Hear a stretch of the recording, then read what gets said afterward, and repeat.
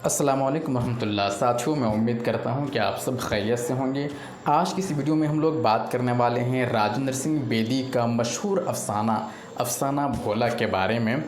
ये अफ़साना NCERT class 10th में शामिल है और यही निसाब टू द पॉइंट NCERT का झारखंड के निसाब में भी शामिल है। तो झारखंड में जो भी एग्ज़ाम हो रहे हैं तो क्लास 10 से अगर पूछा जाता है तो ये चीज़ हमारे लिए बहुत ही बेहतर है। तो पूरा अफ़साना पढ़ने से बेहतर है कि उसमें जो किरदार हैं, अफ़साना में जो अहम चीज़ें हैं, इम्पोर्टेंट पॉइंट है, उसी चीज़ को हम देख लेंगे तो पूरा अफ़साना कवर हो जाएगा। तो उसको कवर करने के लिए हम देखते हैं कि उसमें जो सवाल व जवाब है, मश्क़ी सवाल व जवाब, उसको हल करेंगे। उसके बाद राजेंद्र सिंह बेदी के जो अदबी ख़िदमात हैं उसको भी देख लेंगे तो कंप्लीट इसकी तैयारी हो जाएंगी राजेंद्र सिंह बेदी और अफ़साना भोला दोनों के बारे में। तो स्टार्ट करते हैं साथियों। सवाल नंबर 1 है, भोला गीता शौक़ से क्यों सुनता था? भोला गीता शौक़ से क्यों सुनता था? भोला गीता इसलिए शौक़ से सुनता था क्योंकि वो कहानियों का शौकीन था और गीता के अध्याय के आखिर में महात्म सुनकर वो बहुत खुश होता था।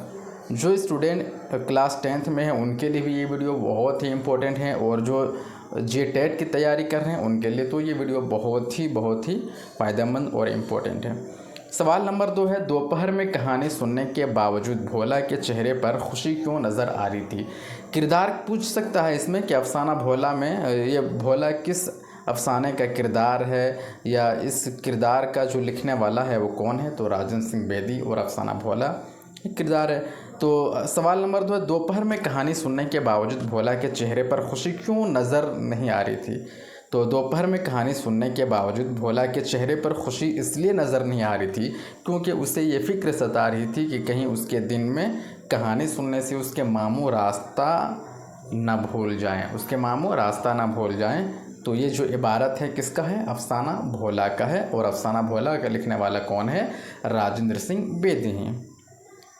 सवाल नंबर 3 है, औरत का दिल मोहब्बत का समंदर है, ये जो टुकड़ा है वो कहाँ से लिया गया है और ये किस मुसन्निफ़ ने ये बात कही है?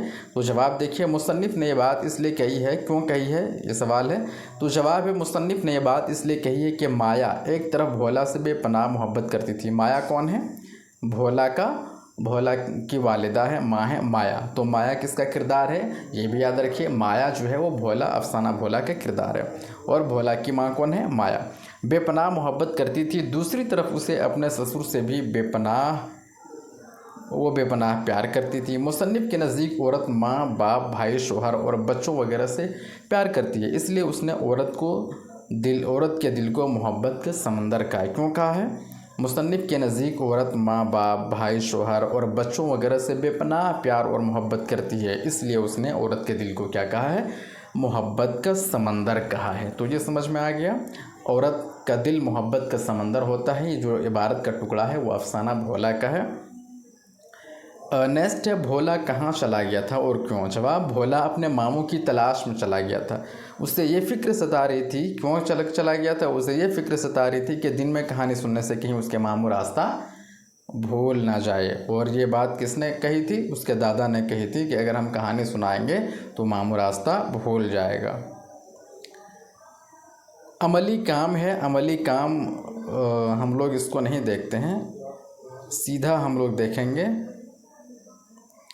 ये। हाँ, अफ़साने के आगाज़ में राखी बंधन का ज़िक्र आया है, तो अफ़साना भोला में किसका ज़िक्र आया है? राखी बंधन का भी, राखी बांधने का ज़िक्र आया है। और ये कौन सा त्यौहार है? रक्षाबंधन त्यौहार है। इस त्यौहार का नाम क्या है? रक्षाबंधन है। क्वेश्चन में पूछा गया था कि रक्षाबंधन किस अफ़साने का त्यौहार है, किस अफ़साने में इस त्यौहार का ज़िक्र आया है? तो अफ़साना भोला में रक्षाबंधन का ज़िक्र आया है। नेक्स्ट हम लोग देखते हैं राजेंद्र सिंह बेदी की हालात ज़िंदगी और उनके जो कारनामे हैं उनको देखेंगे। तो मेरे ख़्याल में अफ़साना भोला और राजेंद्र सिंह बेदी दोनों चीज़ों की मुकम्मल तैयारी हो जाएगी। राजेंद्र सिंह बेदी की पैदाइश कहाँ पे हुई है? सियालकोट में इनकी पैदाइश हुई है। इब्तदाई तालीम इनकी लाहौर में हुई है। 1932 में तालिब इल्म के ज़माने में इन्होंने क्या की? अंग्रेज़ी, उर्दू और पंजाबी में भी नज़में और कहानियाँ लिखने लगी 1932 में। कुछ मुद्दत बाद पोस्ट ऑफिस लाहौर में 1943 में लाहौर गए और वहाँ पे क्लर्क हो गए। 1943 में डाक खाने में मुलाजिमत से उन्होंने क्या कर दिया, इस्तीफ़ा दे दिया और मरकज़ी हुकूमत पब्लिसिटी डिपार्टमेंट में काम करना शुरू कर दिया। उसके बाद ऑल इंडिया रेडियो में बहैसियत स्टाफ आर्टिस्ट काम करने लगे। 1948 में जम्मू रेडियो स्टेशन के डायरेक्टर भी बनाए गए। लेकिन एक ही साल बाद उन्होंने इस्तीफ़ा देकर वो कहाँ चले गए, मुंबई चले गए फिल्में लिखने के लिए। उनके अफसानों के 6 मजमूए हैं। राजन सिंह बेदी के अफसानवी मजमूए कितने हैं, हमें याद रखना है, टोटल 6 हैं। कितने हैं? राजन सिंह बेदी के अफसाने मजमूए कितने हैं? 6 हैं। राजन सिंह बेदी के अफसाने मजमूए कितने हैं? 6 हैं। आप रट लीजिए, याद रख लीजिए इसको। क्या क्या है? दाना व दमाम कब शाये हुई है? 1945 में। दूसरा क्या है? गरहन कब शाये हुई है? 1942 में। ये आज़ादी से पहले शाये हो चुके थे। कोख जली 1949 में। अपने दुख मुझे दे दो 1965 में। हाथ हमारे कलम हुए 1947 में। मुक्ति बोध ये 1982 में। आज़ादी के बाद ये मंजर आम पर आए। एक चादर मेली सी 1962 में। उनकी तसारीफ में सबसे ज़्यादा मशहूर हुआ एक चादर मेली सी जो नॉवेल है, ये सबसे ज़्यादा मशहूर हुआ जो कि 1962 में शाये हुआ। राजन सिंह बेदी ने कुछ फिल्में भी बनाई जिनमें दस्तक खासी मशहूर हुई। क्या? दस्तक। कौन सी फिल्में बनाई थी? दस्तक, जो बहुत ही मशहूर हुई। मिर्ज़ा गालिब, देवदास, मधुमती और अनुराधा, ये क्या है? बेदी के मुकालमे हैं जो बहुत ही मशहूर हुए। बेदी के अफसानों में एक हमदर्द इंसान की नरमी, दर्दमंदी है। वो हर चीज़ को गहरी नज़र से देखते हैं। बेदी ने अपने अफसानों में नई तशबीहें, नए इस्तिआरे और किनाए वज़ा की हैं। तो ये वीडियो आपको देखकर अंदाज़ा लग गया होगा कि अफसाना भोला के ताल्लुक़ से हमने जो पढ़ा वो कितना इम्पोर्टेंट है। भोला में कौन कौन से अफसाना भोला में कौन कौन से किरदार हैं। एक त्यौहार का ज़िक्र है। कौन से त्यौहार का ज़िक्र है? रक्षाबंधन का ज़िक्र है। और भोला के मामू का ज़िक्र है। और भोला का जो वालिदा है उनका नाम माया है, उसका ज़िक्र है।